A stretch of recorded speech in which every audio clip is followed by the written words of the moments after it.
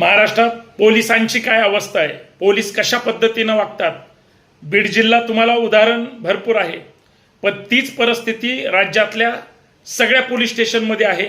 तुम्ही पुण्यातलं पिंपरी चिंचवडचं हगवणे प्रकरण पाहिलंय.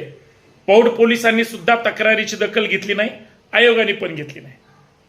राज्याचे गृहमंत्री अर्थात राज्याचे मुख्यमंत्री सुद्धा हे का गंभीर नाहीत?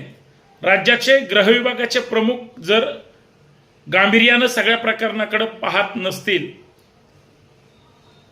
तर मला प्रश्न विचारायचा आहे, किती लोकांचे बळी गेल्यानंतर सरकार, प्रशासन आणि नेते ऍक्शन मोडवर येणार?